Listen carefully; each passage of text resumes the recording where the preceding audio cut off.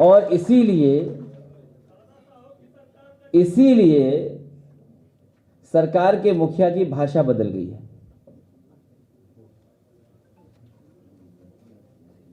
इनकी भाषा इसीलिए बदल गई है क्योंकि उत्तर प्रदेश की जनता बदलाव चाहती है, खुशहाली चाहती है। जिस तरीके से काम समाजवादी सरकार में हो रहे थे, उन कामों को दोबारा चाहती है। आज किसान हो, व्यापारी हो, नौजवान हो, हर वर्ग के लोग दुखी हैं सरकार से। जिनके पास अपना काम बताने को नहीं है, अभी तक ये सरकार नाम बदल रही थी, रंग बदल रही थी, समाजवादियों के काम उन पर अपना नाम लगा रही थी। अब तो दूसरे प्रदेशों के और दुनिया के दूसरे हिस्से से भी फोटो चुरा करके अपना काम बताने में सरकार आगे बढ़ रही है। मैं बधाई देना चाहता हूं सोशल मीडिया के तमाम नौजवानों को, जिन्होंने कम से कम भारतीय जनता पार्टी के मुख्यमंत्री जी को दिखा दिया कि विकास क्या होता है। दुनिया में जो विकास हुआ है, उनकी तस्वीरें लगा करके दिखा दिया मुख्यमंत्री जी को कि आखिरकार विकास क्या है। एक भी काम इस सरकार का वो नहीं है जिसका स्वयं शिलान्यास किया हो, उसका उद्घाटन करने जा रहे हो। इस सरकार के मुख्यमंत्री जी और सरकार वो काम नहीं बता सकती जिसका वो शिलान्यास किया हो और उसी का उद्घाटन कर रहे हो।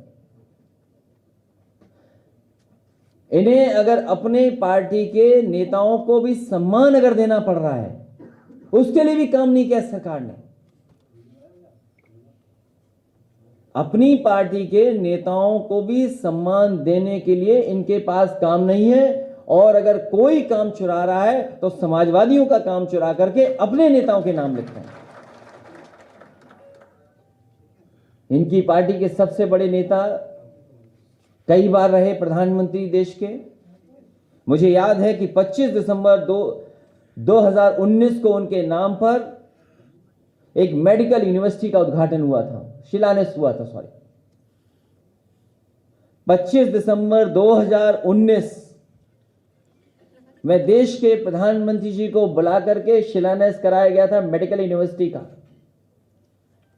जो जगह भी ली गई थी उस यूनिवर्सिटी को बनाने के लिए, वो वही जो समाजवादी सरकार में चक गजरिया सिटी डेवलप हो रही थी, उसी जगह में मेडिकल की एक दूसरी जगह को कैंसिल कर करके अपनी मेडिकल यूनिवर्सिटी बनाने का जगह छीनी गई थी। आज कितना समय गुजर गया है, आज कितना समय गुजर गया, सरकार आज भी उनके नाम पर मेडिकल यूनिवर्सिटी नहीं बना पाई है। और मेडिकल यूनिवर्सिटी अगर कहीं चल रही है तो वो लखनऊ में डॉक्टर राम मनोहर लोहिया जी के नाम पर, जो नेताजी ने मेडिकल कॉलेज बनाया था, उसके 9th फ्लोर पे यूनिवर्सिटी चल रही है। सोचिए, जो सरकार दूसरे का काम चोरी करती हो, अपने नेता का सम्मान न करती हो, उनके गांव में न जाने क्या क्या वादा किया गया कि काम होगा, आज भी पूरा नहीं हो पा रहा है। आदरणीय रामविजय सुमन जी उसी जिले के हैं। जितने वादे किए गए थे बटेश्वर में, एक भी काम नहीं हुआ है बटेश्वर में। और हम भरोसा दिलाते हैं बटेश्वर के लोगों को, समाजवादी सरकार में मंदिरों का भी संरक्षण हुआ था, वहां पर घाट भी बने थे, साइकिल हाईवे भी बना था, और विकास के कार्य भी हुए थे, मेला लगता था उसका भी सुंदरीकरण हुआ था, वहां पूरी की पूरी चीजें काम हुआ। भविष्य में समाजवादी सरकार बनेगी तो अगर कोई अच्छी यूनिवर्सिटी बनानी पड़ी या कॉलेज बनाना पड़ तो बटेश्वर में बनाने का काम समाजवादी लोग करेंगे। आज भी सरकार 4.5 साल के बाद नाम बदल रही है, रंग बदल रही है। और अभी हाल में ही बाबा मुख्यमंत्री जी गए थे कुशीनगर, और कुशीनगर वही जगह है, कुछ वर्षों पहले भी वहां गए थे, जब गरीब बच्चों को मिलना था, गरीब परिवारों को मिलना था। मजदूर, किसान और गरीब परिवारों के बच्चों को, परिवारों को साबुन और शैंपू बंटवाए गए थे। शैंपू और साबुन बंटवाने का कारण यही था कि गरीबों की, किसानों की बदबू ना आ जाए सामने।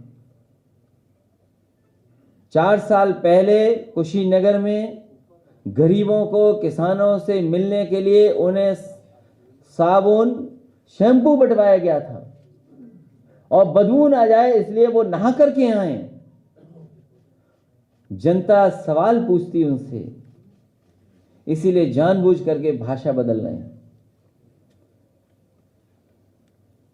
बगल के जिले में गोरखपुर के भी लोगों को याद है कि सबसे ज्यादा ऑक्सीजन न रहने की वजह से बच्चों की जान गई थी।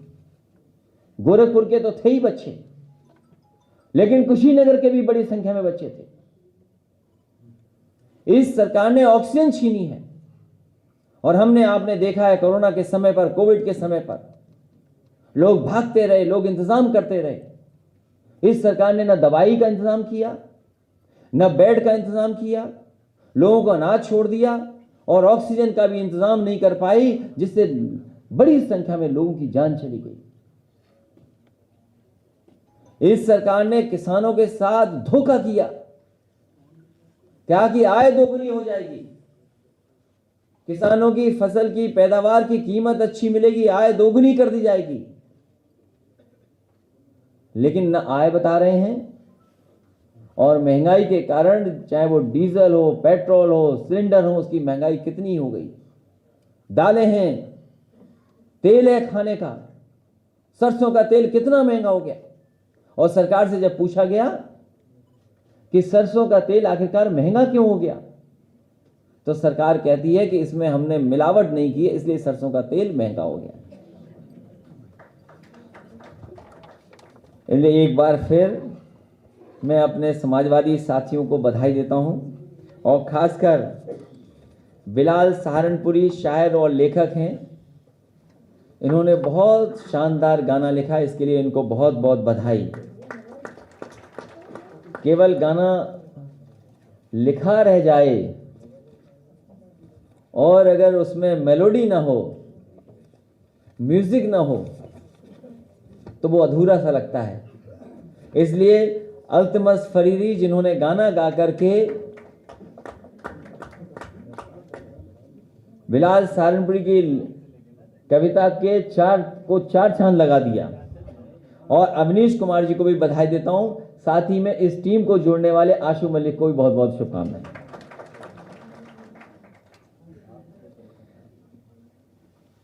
सरकार को अपना चुनाव चिन्ह बुलडोजर रख लेना चाहिए।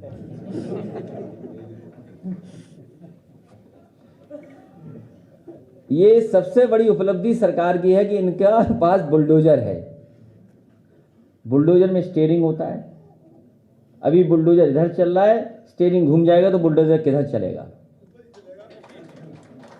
और मैंने कई मौके पर कहा, फिर कहता हूं इस बार, ये जो मुख्यमंत्री आवास पीछे बना हुआ है, इसका भी नक्शा पास नहीं है। और बहुत सारी जगह पर लंबी सूची एलडीए पर भी होगी और सब जगह होगी। मैं अपने गरीबों को, जो अयोध्या फैजाबाद के गरीब हैं, जिनका घर छीन लिया गया, रात में बुलडोजर चला दिया, तस्वीरें वीडियो सब ने देखा है। सरकार मनमानी कर रही है, सरकार कानून को नहीं मान रही, जो मर्यादाएं होती हैं राजनीति में उसकी परवाह नहीं कर रही। हम इन गरीबों को भरोसा दिलाते हैं कि जब कभी भी समाजवादी सरकार बनेगी और आने वाले समय में आपके सहयोग से, आपकी मदद से, और गरीबों, किसान, नौजवान बनाने जा रहे हैं, आपका सम्मान भी वापस होगा और आपके घर जो तोड़े गए हैं वो वही के वही घर बना करके समाजवादी सरकार देने का काम करेगी। और जो अधिकारी चुपचाप ये कानून कागज पे घुमा रहे हैं, समाजवादियों ने सूची बनाई है, अधिकारी ये ना समझे कि बच जाएंगे। अगर किसी की जिम्मेदारी है तो अधिकारियों की भी जिम्मेदारी है। जो लोग 100 साल से रह रहे हो, 90 साल से रह रहे हो, उनका घर पे बुलडोजर चढ़ा दो आप।